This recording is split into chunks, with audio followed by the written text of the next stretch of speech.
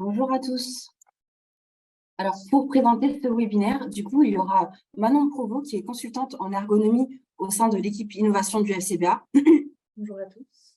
Et moi-même, qui a la même fonction. Je suis également consultante en ergonomie pour la même équipe.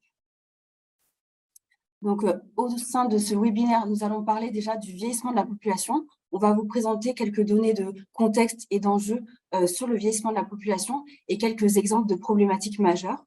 Ensuite, on va vous présenter l'étude que l'on a réalisée l'année dernière sur les efforts liés à l'ameublement.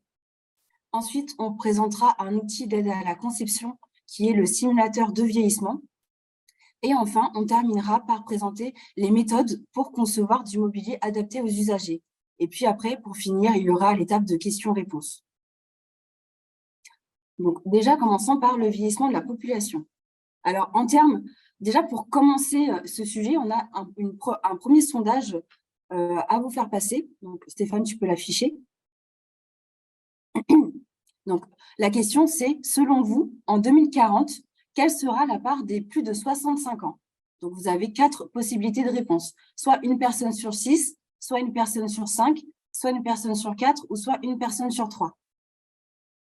On va attendre quelques secondes avant de passer aux réponses. Voilà, alors la majorité ont répondu une personne sur 4. Et c'est la bonne réponse. En effet, dans moins de 20 ans, en 2040, l'INSEE prévoit que les plus de 65 ans représenteront 25% de la population.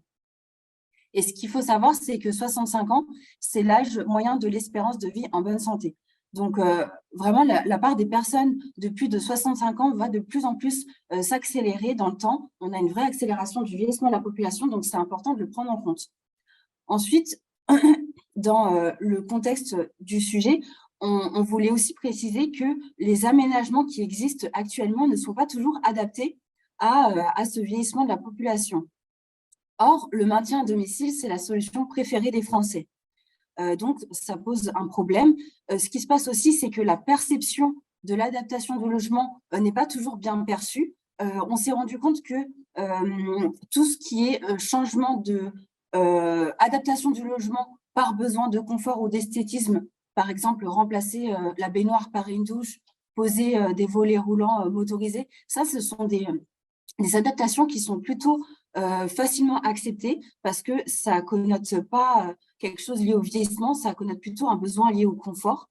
Mais par contre, tout ce qui est adaptation du logement qui va être lié vraiment au maintien de l'autonomie, par exemple les montes-escaliers ou les lignes médicalisées, ça va être vraiment des changements qui vont être moins bien perçus. Donc, les questions qu'on peut se poser, c'est comment intégrer les problématiques liées au vieillissement dans la conception de produits en ameublement, et est-ce qu'il est possible de prendre en compte ces problématiques-là sans stigmatiser les usagers? Donc, on va essayer de répondre à ces questions-là lors du webinaire. Pour continuer, on vous a présenté quelques exemples de problématiques rencontrées par les personnes âgées. Donc, ce qu'il faut savoir, c'est que les baisses des capacités fonctionnelles des personnes âgées, en général, elles vont commencer à s'accentuer vers les 70 ans et on peut voir apparaître plusieurs syndromes gériatriques. Par exemple, il peut y avoir des syndromes liés aux troubles auditifs. Je vous ai donné un exemple qui est la presbyacousie. Donc ça, c'est une maladie qui touche une personne sur deux à 70 ans. C'est le fait d'avoir une perte de l'acuité auditive progressive, ce qui fait que la plupart des personnes qui en sont atteintes vont commencer à se couper progressivement de la communication et vont avoir du mal à suivre une conversation. Ensuite, on va avoir aussi les troubles de la vue. Par exemple, on note que 13% des personnes âgées souffrent de troubles de vision plus ou moins importants. Là, on vous a donné quelques exemples. Il y a par exemple le glaucome chronique, donc, qui est le fait d'avoir une vue réduite sur les extrémités. On a la cataracte, qui est une maladie dont vous avez sûrement déjà entendu parler. Elle touche 60% des personnes de 85 ans. Et elle commence à apparaître d'autant plus chez les personnes qui ont 65 ans. Et on a aussi la DMLA. Donc, c'est le fait d'avoir une déformation centrale une vision centrale qui est déformée. On peut avoir aussi des troubles de la mobilité, il peut y avoir des chutes, des troubles de l'équilibre et de la marche, une mobilité restreinte ou encore de l'arthrose qui touche beaucoup les plus de 65 ans et quasiment la plupart des personnes qui ont plus de 80 ans. Et on peut en rencontrer encore d'autres syndromes gériatriques, des étourdissements, des troubles cognitifs, de l'incontinence urinaire, etc. Donc, on ne va pas vous balayer tout ce qui existe, mais ce sont des exemples. Tout ça pour vous dire qu'avec l'avancée en âge, on va voir apparaître de plus en plus de difficultés et des limitations à l'accomplissement de certaines activités quotidiennes. Les personnes âgées vont avoir beaucoup plus de mal au fur et à mesure à faire des activités quotidiennes comme se laver, s'habiller, faire le ménage, faire leurs courses. Après, ce qu'il faut noter, c'est que ces effets-là sont quand même assez variables d'un individu à l'autre. Il y a des facteurs qui vont fortement jouer sur ces effets du vieillissement. Par exemple, l'état de santé de manière générale, l'alimentation, le fait de faire une activité physique ou non, le niveau socio-économique, la consommation de tabac ou d'alcool, ou encore même les liens sociaux. Tout ça, ça va être des facteurs qui vont être très importants par rapport aux effets du vieillissement. Ensuite, nous, on a décidé de faire une expérimentation l'année dernière sur les efforts liés à l'ameublement. Donc, avant de vous présenter cette étude, on voulait vous faire un autre sondage. Stéphane, je te laisse l'afficher. Alors, la question, c'est, est-ce que vous avez déjà ressenti de l'inconfort physique lorsque vous avez utilisé des produits d'ameublement? Ça peut être un canapé, un lit, un meuble en hauteur, etc. Ou est-ce que quelqu'un de votre entourage, est-ce que vous connaissez des personnes en ayant déjà ressenti? Ça peut être donc un inconfort physique, une gêne ou même une douleur. Donc, cochez oui si vous connaissez au moins une personne ou si vous-même avez connu ça. Alors, la grande majorité des personnes ont répondu oui, donc pour 94% des répondants. Et c'est effectivement ce dont on s'est rendu compte avant de lancer cette étude. On est parti de ce constat-là que certains produits d'ameublement sont parfois difficiles à utiliser, et notamment par les personnes âgées. On a fait aussi un autre constat, c'est que la facilité d'usage des produits d'ameublement sont parfois déjà pris en compte dans les normes de certains produits. Donc, on s'est demandé si ces normes-là sont toujours cohérentes par rapport à la véritable facilité d'utilisation des produits, vu qu'on peut voir parfois certaines difficultés, certaines gênes. Et on a fait cette étude notamment pour améliorer la facilité d'usage des produits derrière, mais aussi pour essayer de concevoir des produits plus en phase avec les besoins d'une population vieillissante. Pour réaliser cette étude, on a commencé par faire un état de l'art pour comprendre quelles sont les limitations biomécaniques qui sont liées aux personnes âgées. On a aussi fait un état de l'art pour comprendre comment les efforts sont déjà évalués dans les normes et comment les efforts sont aussi évalués à travers l'ergonomie. Ensuite, on a fait une expérimentation. On a choisi une typologie de produits à tester. On a choisi des testeurs et on a créé un protocole de test et on a sélectionné des outils de mesure qui vont avec. Ensuite, on a fait les tests à travers les exigences normatives et aussi les tests à travers l'ergonomie pour réussir à confronter ces résultats-là. Derrière, on a traité toutes ces données pour faire un rapport. Donc là, on va vous présenter quelques résultats, mais si vous êtes intéressé, on peut aussi vous partager le rapport final. Donc, il est disponible à tous les adhérents du Codifab. Donc, pour vous préciser, ce qu'on a décidé de tester cette année, c'était les canapés convertibles en lit. On a testé 3 types de canapés convertibles avec du coup des mécanismes différents. Donc là, on va vous présenter ces 3 mécanismes. On va déjà commencer par le canapé A.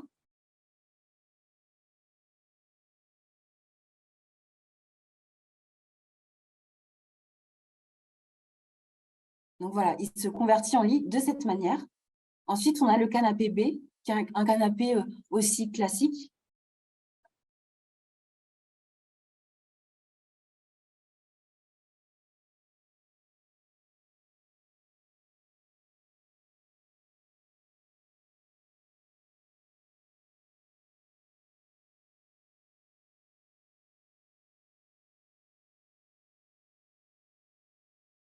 Et on a le canapé C.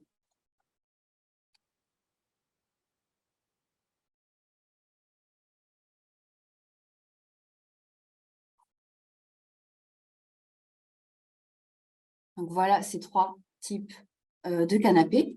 Ensuite, au niveau du panel usager, on a utilisé 21 usagers qui se distinguent dans différentes catégories d'âge. On a utilisé des catégories d'âge qui existent déjà dans certaines études ergonomiques. Donc, ce qui nous a permis d'avoir 7 jeunes adultes, 7 adultes et 7 seniors. Pour information, la senior la plus âgée, elle avait 89 ans. Donc, on a vraiment réussi à avoir un étendue d'âge assez variable. On a eu au total 12 femmes et 9 hommes. Et on a aussi récolté d'autres informations, par exemple la taille des personnes, les problèmes de santé et la main prédominante, s'ils sont gauchers ou droitiers, pour essayer d'avoir toutes les données qui pourraient influencer les tests. Ensuite, par rapport aux paramètres qui ont été évalués, on a déjà évalué l'effort physique. Donc, on a mesuré l'effort musculaire par un électromyogramme. Donc là, on peut le voir, par exemple, sur ces images, on a les petits capteurs où il y a les voyants bleus ou rouges. Donc ça, ce sont des capteurs électromyogrammes qu'on a posés à différents endroits sur le corps des personnes. On a aussi cherché à identifier toutes les postures qui pouvaient être contraignantes lors de l'utilisation du canapé. On a aussi regardé les effets de ces efforts physiques. On a essayé d'identifier toutes les gênes, les douleurs ou l'inconfort que pouvaient ressentir les personnes. Donc pour cela, on a utilisé une échelle nordique. Ensuite, on a aussi évalué l'effort cognitif, notamment par l'intuitivité des mécanismes, le temps de compréhension du système, le nombre d'étapes qu'il y a à faire avant d'ouvrir ou fermer un canapé et la complexité de ces étapes. Et on a évalué l'effort général qui a été ressenti par les usagers à travers l'échelle de Borg. Donc, nous, on s'est vraiment focalisé sur les tâches d'ouverture et de fermeture des canapés parce que ce sont aussi les tâches qui sont mesurées dans les normes. Donc, l'idée, c'était vraiment de pouvoir confronter les normes à notre test ergonomique. Manon va vous présenter quelques résultats sur ces études-là. Du coup, je vais commencer par les résultats qui vont concerner les efforts physiques. Stéphane, je vais te laisser lancer le 3e sondage. Selon vous, durant cette étude, est-ce qu'on a pu trouver une corrélation entre les douleurs, les gênes ou les inconforts qui ont été ressentis par les usagers qui ont passé les tests et les caractéristiques de ces usagers, par exemple leur âge, leur taille, leur sexe? Je vous laisse répondre par oui ou par non. Alors, je vois que du coup, une majorité d'entre vous pense que oui, donc à 85%. Donc justement, on va voir ça ensemble si effectivement on a pu trouver cette corrélation. Tout d'abord, alors il y a effectivement plusieurs usagers qui ont ressenti des douleurs, gênes et inconfort lors de l'expérimentation. On voit sur le petit schéma à côté qu'on a catégorisé pour voir les différents endroits, par exemple là sur le canapé P, où on pouvait sentir des efforts. Mais on n'a pas trouvé de corrélation entre les caractéristiques des usagers et ces douleurs, gênes et inconfort. En fait, ça dépendait vraiment des usagers entre eux. On n'a pas trouvé cette corrélation et qu'on voyait aussi que certains canapés étaient plus difficiles que d'autres. Par exemple, la pulsion donnée pour fermer le canapé B qu'on voit dans la vidéo, c'est ce qui a suscité le plus de douleur chez les usagers, tout âge confondu. On voit, c'est un peu, voilà, pour voir la fin de la vidéo. On voit bien que l'usager force c'est un peu fermer le canapé.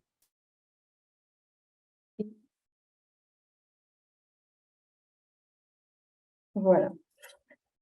Concernant maintenant les efforts cognitifs, le temps de compréhension et la complexité des étapes, on a pu remarquer qu'elles jouent un rôle très important dans l'expérience utilisateur. Certains usagers n'auraient pas réussi les tests seuls, pour peu importe le type de canapé et les caractéristiques des usagers. Un certain nombre ont eu besoin en fait, d'avoir recours à des indices pour comprendre le système d'ouverture, voire même le système de fermeture. Et donc, ce manque d'intuitivité de certaines étapes, ça peut engendrer des postures qui vont être contraignantes ou des situations à risque pour les usagers. Par exemple, avoir le dos davantage penché en avant, on ne sait pas forcément comment s'y prendre, le doigt dans des parties risquées pour provoquer des risques pour leur sécurité. Donc voilà, comme on voit sur la vidéo. Ensuite, on a mesuré donc, les efforts mécaniques à travers les exigences normatives. Donc, c'est cette histoire de confrontation avec les normes. Donc, la méthode qu'on a utilisée pour ça, c'est des mesures qu'on a réalisées au FCBA avec la méthode d'essai qui était définie dans la norme EN 13759 de 2012. Donc, c'est une mesure continue de l'effort qui permet de convertir le canapé en lit recueilli. Et donc, la recommandation ENEF ameublement qui est en vigueur sur cette évaluation de l'effort en fait, des canapés, c'est donc une manœuvre qui doit être inférieure à 250 newtons. On remarque dans le petit tableau que suivant les canapés, suivant l'inclinaison à l'ouverture, on a vraiment des efforts mesurés qui sont variables, passant du canapé A de 139 newtons au canapé B pouvant aller entre 150 et 230 newtons. On voit vraiment qu'il y a un grand écart. Mais ce qu'on remarque, c'est que l'exigence, elle est respectée pour les 3 canapés. Et donc, du coup, si on met en confrontation justement ces exigences normatives avec les résultats qu'on a pu avoir, nous, du côté de l'étude ergonomique, on a pu voir donc que tous ces canapés respectaient la norme, mais que certains canapés ils étaient quand même considérés comme difficiles par certains usagers, de par les difficultés rencontrées ou même l'impossibilité de manipulation. Certains canapés n'ont pas pu être fermés ou même ouverts par certains usagers. Et donc, du coup, est-ce que les exigences normatives représentent une véritable facilité d'utilisation? On peut voir qu'elles permettent de valider les efforts mécaniques, mais pas forcément la facilité d'usage, comme on l'entend, du produit. Ensuite, on s'est demandé si c'était intéressant d'avoir une valeur d'effort mécanique qui serait adaptée au vu des résultats qu'on avait de l'étude. Et donc, effectivement, les canapés qui étaient considérés comme plus faciles nécessitaient un effort mécanique entre 130 et 140 newtons. Et le canapé le plus difficile, qui était le canapé B, nécessitait un effort mécanique environ de 130, à partir de 150 newtons. Donc, on peut se poser la question que dépasser les 150 newtons engendrerait peut-être un effort trop important pour les usagers. Sauf qu'en fait, plusieurs paramètres sont à prendre en compte pour avoir un effort grandissant de la sécurité ainsi que la facilité d'usage.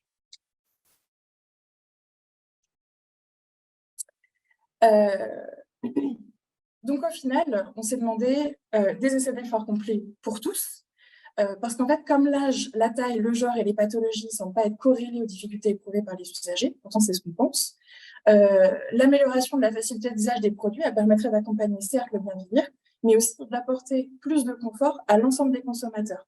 L'idée, c'est qu'un canapé, si on remarque qu'un canapé est difficile à ouvrir pour une personne âgée et qu'on voit que finalement, une personne de 20 ans qui n'a pas de problème de santé a également des difficultés à ouvrir ce canapé, et ben on peut l'adapter. Ce qui est intéressant, c'est de l'adapter à l'ensemble de la population. Et du coup, pour prendre en compte tous ces paramètres qui peuvent avoir un impact sur la sécurité et la véritable facilité d'utilisation de ces produits, nous, on recommande des essais d'effort avec les usagers, mais aussi des essais mécaniques avec les normes. C'en est fini pour du coup cette étude sur les efforts dans les produits, dans un produit de l'ameublement. Donc pour continuer ce webinaire, on souhaitait aussi vous présenter un outil d'aide à la conception qui est le simulateur de vieillissement. Donc, pour présenter un peu le simulateur de vieillissement, c'est un simulateur qui est composé de différents éléments qui peuvent être utilisés ensemble pour plus d'effets ou séparément selon les besoins. Il y a plusieurs composants qui sont utilisés pour notamment se projeter dans la perte d'autonomie en simulant les principales déficiences motrices et sensorielles liées à l'âge que vous a présenté Corinne, et ça dans les gestes de la vie quotidienne. On a 3 types de déficiences qui peuvent être représentées par le simulateur, la vue, l'ouïe et la motricité. Donc là, par exemple, on va avoir un casque auditif pour la partie oui, des orthèses pour les bras, un collier cervical, des orthèses pour les jambes et des surchaussures pour la partie motricité et des lunettes pour la partie vue. Donc, comme j'ai dit, on peut utiliser le module en entier, donc en mettant tous les éléments ensemble, mais on peut aussi mettre certains modules indépendamment des autres. Par exemple, on peut faire des tests sur la vue, on peut faire des tests plutôt sur le bas du corps et des tests plutôt sur le haut du corps. Également, on a d'autres simulateurs qui peuvent nous être utiles. On a un simulateur d'arthrose, un simulateur de tremblement et un simulateur de dos.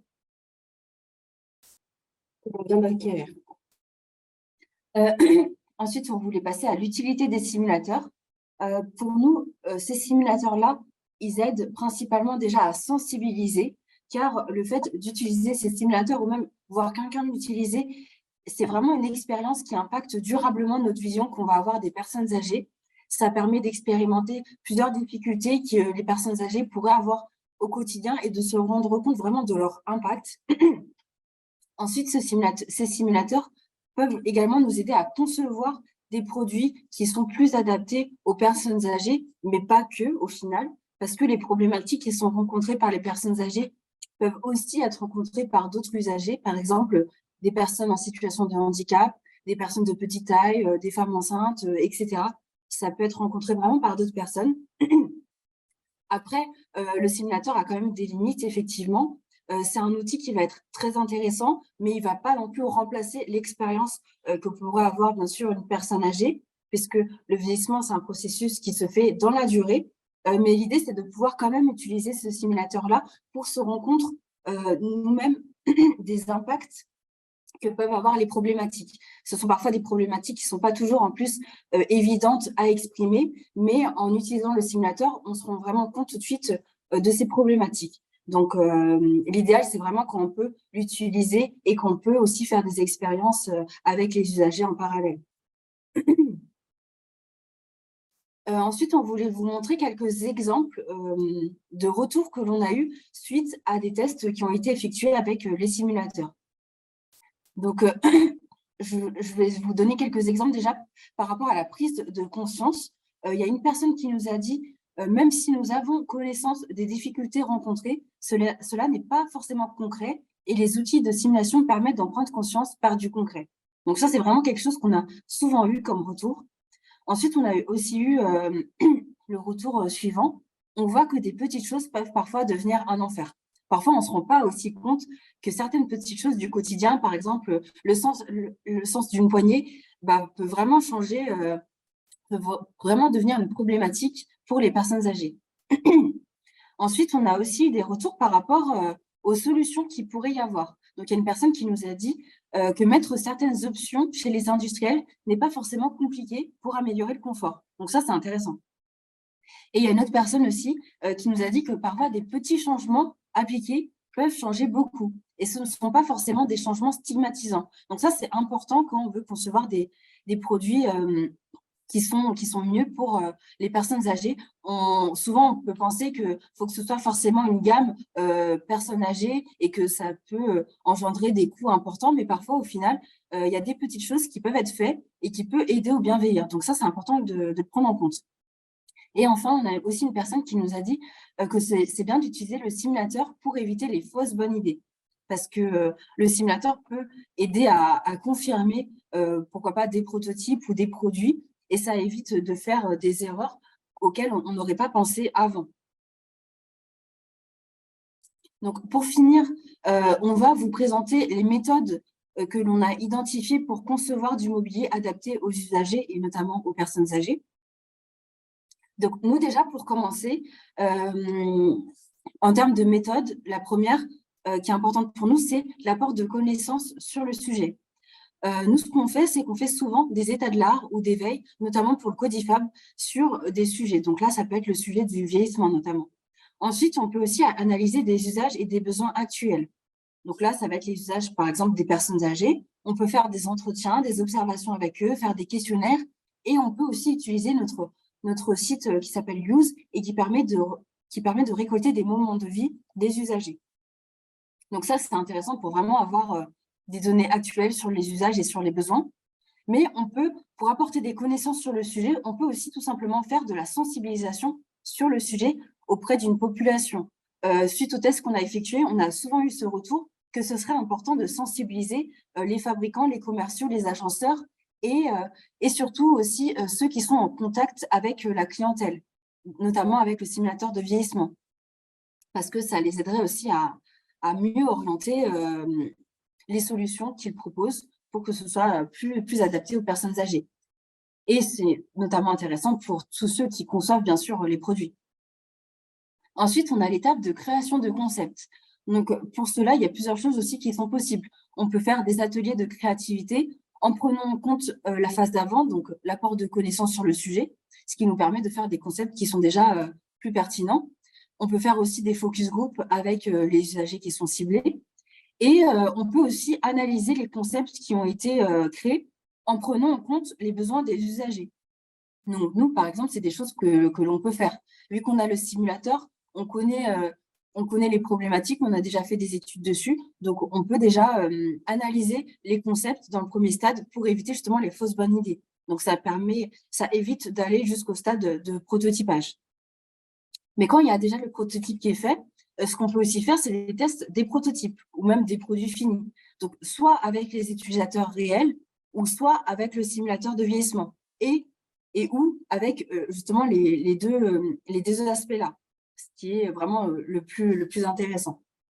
Donc, voilà les méthodes qu'on emploie et qu'on recommande pour concevoir du mobilier adapté aux usagers. Après, bien sûr, bon, il y a plusieurs étapes. On n'est pas toujours obligé de faire toutes les étapes, mais en tout cas, rien que faire l'une de ces étapes permet d'avoir du mobilier qui est déjà beaucoup plus adapté aux usagers que si on ne faisait rien.